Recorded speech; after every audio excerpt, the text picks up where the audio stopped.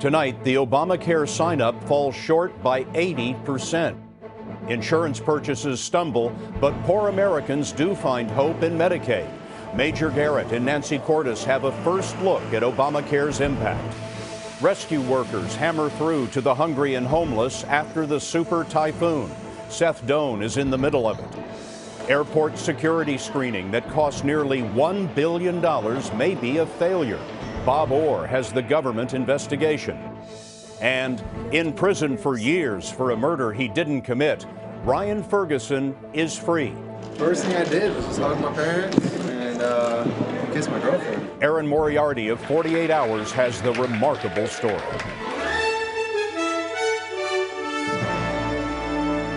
This is the CBS Evening News with Scott Pelley. Good evening. There hasn't been so much anticipation about a number since a record jackpot was at stake in Powerball. Today, 6 weeks after the troubled opening of the federal health insurance website, the Obama administration finally told us how many Americans have signed up.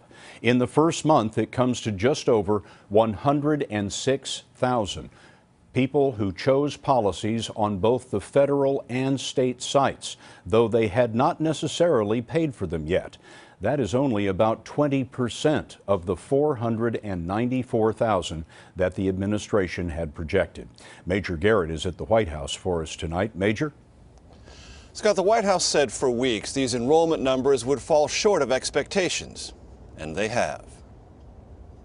The poorly designed federal health care website, nearly unusable in its first days of operation, severely limited the number of people who were able to sign up for coverage. Of the 106,000 Americans who are counted as enrolled in Obamacare, less than a third, just under 27,000, did so by navigating healthcare.gov. The remaining three-quarters, just under 80,000, signed up on one of the health insurance exchanges run by 14 states and the District of Columbia. More disturbing for the administration, the ratio of Obamacare customers is currently heavily tilted toward those receiving insurance entirely funded by the government. Nearly 400,000 Americans qualified for Medicaid or Children's Health Insurance Program coverage, 4 times the number who have signed up for private insurance. There is high interest in the health care plans. Nearly 27 million people have visited the federal and state websites, and just over 3 million have called for information or help signing up. These disappointing enrollment numbers are not the only problem for the White House. Senate and House Democrats are increasingly frustrated the president has yet to produce a fix for those who saw their individual insurance policies canceled and can't afford the new ones. Senate Democrats, Scott, have summoned the White House Chief of Staff to Capitol Hill tomorrow to air their grievances. Thank you, Major. Now we want to show you the 14 states plus the District of Columbia that set up their own health insurance websites instead of relying on the federal system. We found out today that nearly half of the people who have signed up for private insurance plans in these states are Californians. Ben Tracy is in our Los Angeles newsroom. Ben? Scott, there are more than 5.5 million people in California that are uninsured. It's the largest uninsured population in the country, so it was always expected that California would enroll the most people in Obamacare. California was also the first state to set up a health care exchange and got hundreds of millions of dollars in federal funding to build a system that is now known as Covered California. Now, the goal here in the Golden State is to enroll up to 700,000 people in private health plans by April 1st. So far, 35,000 people have signed up, so at the current pace, it would take more than a year and a half to reach that goal. However, today, the head of Covered California did say that those enrollments are picking up. He said since November 1st, 2,000 people a day are signing up. And Scott, that is double the pace of October. Ben, thanks very much. Now back to the technical problems with healthcare.gov. Some of the administration's top computer experts appeared today before a House committee that was demanding to know what went wrong. Nancy Cordes is on Capitol Hill for us tonight. Nancy? Scott, these are the managers who have really been on the front lines of creating and now fixing healthcare.gov. In fact, one even testified that he slept on his office floor the week that the site launched. But none of them were really able to explain why this product they worked on for years was so flawed. Do you solemnly swear? Under oath, some of the administration's top technology officers testified they were caught off guard by the website's poor performance, even though they knew well in advance that some key components weren't working, like a feature that allowed users to comparison shop for insurance plans without creating an account. It failed so miserably that we could not consciously let people use it. Henry Chow is the manager at the Centers for Medicare and Medicaid who was most involved in developing the website. He came in for the most criticism from Republicans, like Tennessee's Scott Desjardins. Knowing what you know now, would you have pushed harder to move the date back? I go by what I said. So you would let history repeat itself? It's been a rocky, Mr. Park. Would you have? That is not what I said. Utah Republican Jason Chaffetz had questions for Chow about the site's security. Mr. Chow, would you put all your personal information about you and your loved ones in it? Yes, in fact, I've recommended my sister, who is unemployed right now, to actually. Did she successfully register, sign up? I haven't talked to her lately. He said the site can now accommodate about 20 to 25,000 users at one time. A big improvement from the first week, but still far short of the original goal of 50 to 60,000. I'm part of an all-hands-on-deck effort that's been mobilized across the administration. Todd Park is the chief technology officer for the White House. He's now working full-time on fixing the website. South Carolina Republican Trey Gowdy wanted a timeline. When will it be operational to your satisfaction? Well, we have a goal that the team is pursuing with tremendous intensity. How many more weeks? I'm looking for a number. That's working hard to have the site functioning by the end of this month. That carefully crafted answer, which was repeated more than once, led some lawmakers to believe that the administration's confidence that it can really get all these bugs fixed by November 30th may be slipping, Scott. Nancy, thank you. Now we want to take you back to the Philippines, where a humanitarian crisis is unfolding in the town of Tacloban, the city that's been hardest hit by Typhoon Haiyan.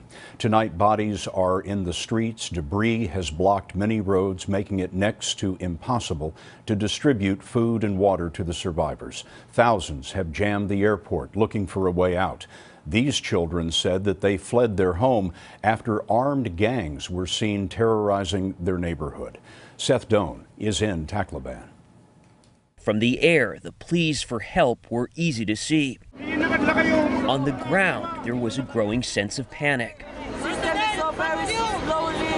The UN estimates that Typhoon has left more than 500,000 Filipinos hungry, homeless, and thirsty. Tacloban's mayor urged residents to flee if they could. Thousands jammed the ruined airport, hoping to get one of the few seats out on military planes. Most are still waiting. More than a dozen coastal communities are still cut off. There's a shortage of transportation and fuel, and roads are clogged with debris. Around the city, volunteers prepared to bury more bodies as the death toll rose above 2,300. People are dying here. Too many people are dying just for that storm. Jaime Fernandez lost almost everything in his home. There's very little left for him and his family to live on. We can't get any food or buy any food from other stores because there's no stores to buy on. There were many more Philippine security forces on the streets of Tacloban today, but the government has been criticized for being slow to respond. 8 died today after a wall collapsed as survivors mobbed a food warehouse. It's more like a civil war here. But help is starting to arrive. U.S. military flights are now operating from Cebu Airport. Food is starting to be distributed, but the shortage of clean water is still an acute problem. These survivors tapped into an underground water pipe. We don't know if it's safe, this man said. We need to boil it, but at least we have something. Seth Doan is joining us from Tacloban. Seth, what about medical care? Well, Scott, we were in a government-run hospital visiting them there, and they said that they were really struggling to deal with the patients they had. We saw people with relatively simple injuries that had become life-threatening because they didn't have the blood supply, they didn't have the power to take care of that, and they couldn't airlift patients out. They are operating on generator power now, but told us after the typhoon they were stitching wounds by candlelight. And one of the biggest problems is no food, and this is at a government-run hospital. Seth Doan in Tacloban for us tonight. Seth, thank you. Filipino Americans have organized their own relief operations. We're going to take a look at one of the largest in California later in the broadcast. Today, 4 U.S. Marines were killed at Camp Pendleton in California. They were clearing unexploded ordnance from an artillery range when something went wrong. None of the Marines has been identified. The accident is under investigation. Today, we saw a government audit that says that nearly $1 billion has been poured into a transportation security program that may not be making Americans any safer. And we asked Bob Orr to look into that. At Washington's Union Station, we watched these two men with backpacks as they watched everyone else. They are undercover behavior detection officers, trained to pick out bad guys by looking for expressions of fear, anxiety, or deception. Since 2007, the Transportation Security Administration has spent $900 million training and deploying 3,000 behavior detection officers.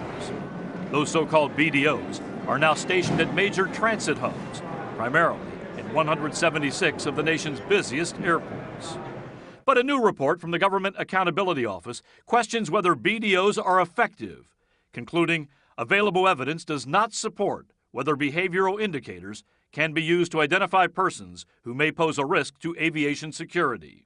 The TSA argues the BDOs provide a critical layer of defense by looking for signals which can't be picked up by metal detectors or explosive scanners. In a statement, the TSA said looking for suspicious behavior is a common sense approach, and when combined with other security layers, helps mitigate a variety of threats. A 2011 Homeland Security analysis found the BDOs to be highly effective, identifying high-risk passengers far more often than random screening. But the GAO rejected that Homeland study, saying the findings were based on bad science. And the GAO questions the whole premise of behavior-based detection, concluding it is the same or slightly better than chance. The GAO, with some support in Congress, now is calling on Homeland Security to cut the funding for behavioral programs until they can be proven effective.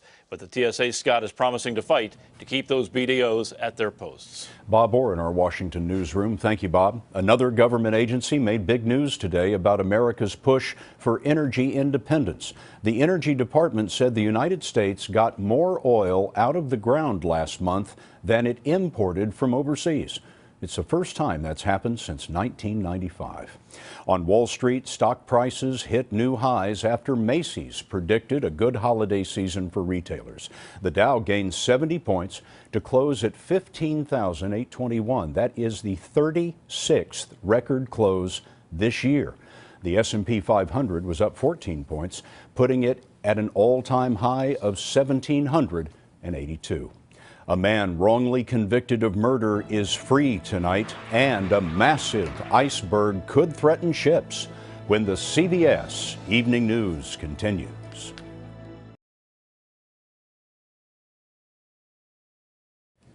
We have an update on a story that 48 Hours correspondent Aaron Moriarty has been following a long time about a man named Ryan Ferguson. He spent nearly a decade in a Missouri prison for a murder that he's always insisted he did not commit. Well, tonight, Ferguson, now 29 years old, is a free man thanks in no small part to Aaron's relentless investigation of this case. And Aaron is with us tonight. Aaron? Well, Scott, his release actually came as a surprise. A special prosecutor in the case was just appointed last Friday, so no one expected that just 4 days later, it would all be over. First thing I did was just hug my parents and kiss my girlfriend. He's been out of prison for just 24 hours, but Ryan Ferguson is already savoring the taste of his newfound freedom. Before supporters and the press last night, He spoke about the time and effort it took to get to this day. To get arrested and to get charged for a crime you didn't commit, it's incredibly easy. But to get out of prison, it takes an army. Ferguson's release followed a nearly decade-long campaign led by his father, Bill, to clear his son's name. I've driven 9,000 miles in 21 days. A Facebook page designed to draw attention to the case has attracted supporters from all over the world. It's been amazing seeing the support. Guilty of murder in the second degree. Ferguson was convicted in 2005 of the murder of Kent Heithold, a Columbia, Missouri newspaper sports editor. There was plenty of physical evidence found at the scene, but none of it matched Ferguson. There were 2 witnesses against him, a high school friend who claimed he helped Ferguson commit the late-night robbery and murder. The other, a janitor who said he saw Ferguson at the crime scene. Both men later recanted and said they lied at his trial. Still, despite the lack of evidence, Ferguson's attorney, Kathleen Zellner, says he was running out of appeals. We were at the last stage, the very last stage, and if you cannot get the conviction vacated at that stage, you're at the end of the road. Last week, a Missouri appellate court found that prosecutors had concealed evidence from Ferguson's defense, denying him a fair trial. His conviction was thrown out, and late yesterday, the Missouri Attorney General announced he would not retry him. It's better than, I would think, winning the Super Bowl. You know, we saved a life. The Attorney General actually stated that he would not retry Ferguson at this time, which leaves open the possibility that he could bring charges later, but the evidence that exists today points to individuals other than Ferguson. Aaron, you became interested in this 8 years ago. Why did this catch your attention? We had actually seen the police video of the main accuser, and at that time, this young man, Charles Erickson, seemed to know few details, if any, of the crime. But then at the trial, he became the star witness, and that was a troubling discrepancy. Aaron, thanks very much. In Virginia today, a jury found Air Force Lieutenant Colonel Jeffrey Krasinski not guilty of groping a woman outside a bar. Krasinski's arrest in May helped fuel an uproar over sexual abuse in the military because at the time he led the Air Force's sexual assault response team. During the trial, Krasinski's lawyers pointed out several inconsistencies in his accuser's story. Krasinski found not guilty today. No gem has ever sold for as much as this pink diamond. How much? That's next.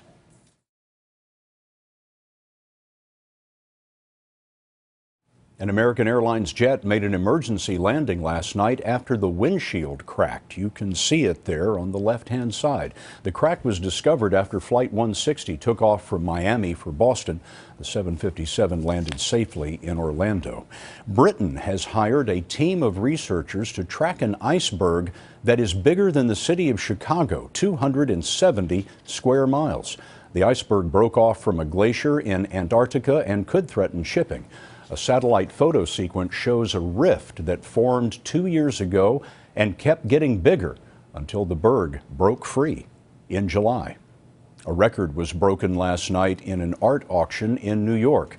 This painting, 3 Studies of Lucian Freud by Francis Bacon, became the most expensive work of art ever sold at auction, $142 million. That is $22.5 million more than the previous record holder, this version of Edvard Munch's The Scream, which sold last year. And today, this diamond went for a record price. The flawless pink star, weighing nearly 60 carats, sold at auction in Geneva, $83 million.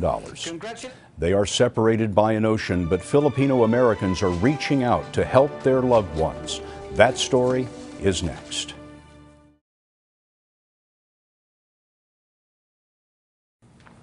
Earlier, we showed you the thousands of Filipinos cut off from the world by the super typhoon.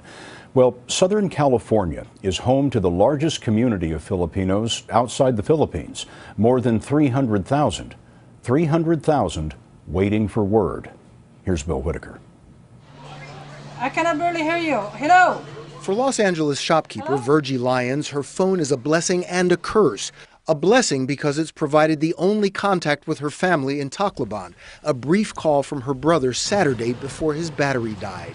A curse because she hasn't heard from him or anyone else since. What did he say? He said, "We're okay, don't worry." He's like screaming. Tell them that we're okay. After that, we got cut off. Her sister in Manila heard that 2 young nieces survived the typhoon but died yesterday. Whether from dehydration, hunger, or injuries, they don't know. What is it like for you, this not knowing? I really, really hurt. I want to know now if they're okay. There's nothing I can do, just pray. California's Filipino community is praying and mounting a relief effort. Nurses are sending medical supplies. Neighbors are chipping in too. The Bay Area organization Stop Hunger Now is shipping 285,000 meals. In LA, a Red Cross telethon raised more than $100,000 for relief aid. Virgie Lyons was comforted by one thing her brother said in his brief call. He and his family survived huddling in the sturdy house she had built for them with money she had earned in the U.S. Still, the TV images are painful. Really, it's like a nightmare. Not hearing, not knowing is unbearable. Hello, hello, hello. Bill Whitaker, CBS News, Los Angeles. More aid arriving in the Philippines every hour. That's the CBS Evening News for tonight. For all of us at CBS News all around the world, good night.